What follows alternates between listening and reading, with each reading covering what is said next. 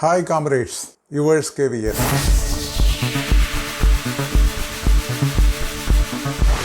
The Department of Pension and Pension Welfare has issued an order on 6/12/2023, a very important order about the grant of fixed medical allowance to the NPS pensioners. As per the existing provisions, the fixed medical allowance is eligible only for the pensioners under the old pension scheme, and in case of invalidation or disability of the NPS pensioner, they are being granted since they are covered under the OPS as per the revised orders.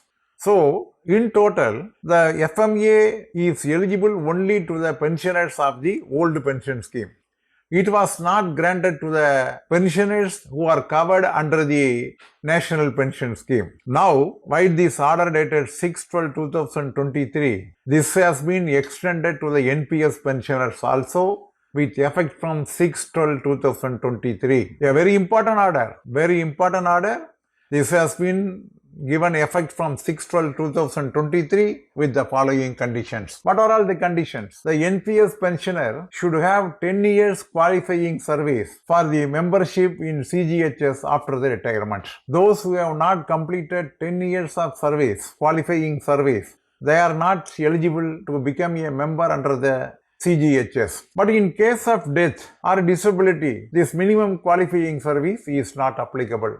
So, the above condition is applicable for the FMA. So, what is the condition applied for the CGHS? The same condition is also applicable for the grant of fixed medical allowance. Other conditions like definition of family, CGHS contribution, dependency certificate, everything is applicable to the FMA only. So, what are all the rules applicable for the CGHS? That is applicable to the grant of fixed medical allowance. Those who fulfill the conditions for availing the CGHS and residing outside the CGH area and do not avail the OPD facility under the CGHS after retirement are eligible for the FMA. All of you know, even though a pensioner who is not residing within the CGHS area and residing in a non-CGHS area, they can remit the CGHS subscription and become a member, and they can avail the OPD and IPD facilities, outpatient facilities and inpatient facilities,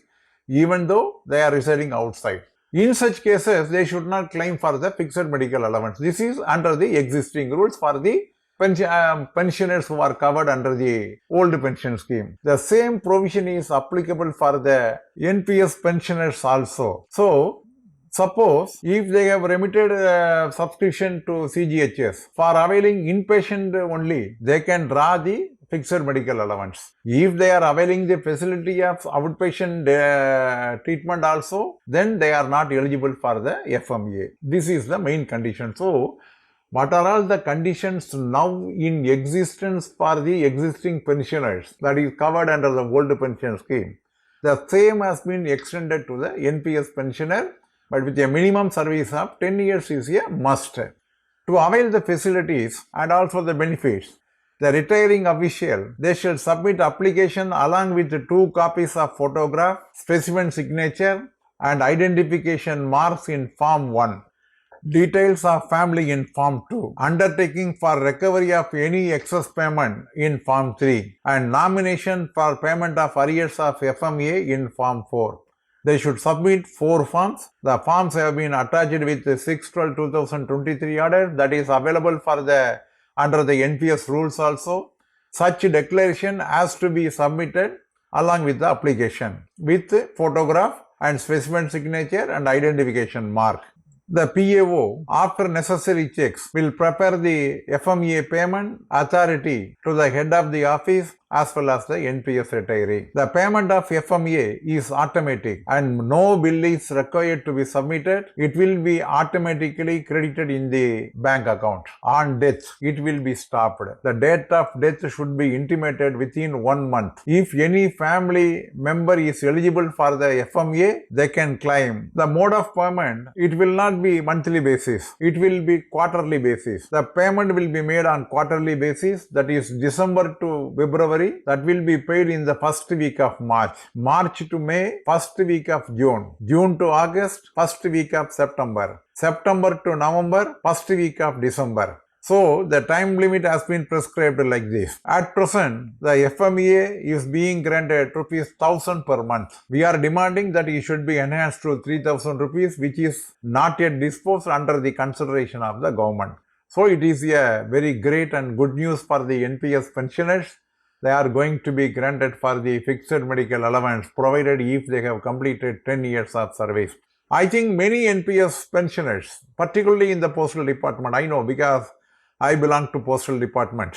Many NPS pensioners, because they have been promoted from GDS to postman and they later on MTS, they have retired from service. Many comrades are eligible and they are entitled for the fixed medical allowance. So I am requesting all of them to make the application and submit the application as earliest as possible, and they are becoming eligible with effect from 6/12/2023. This is a very good order.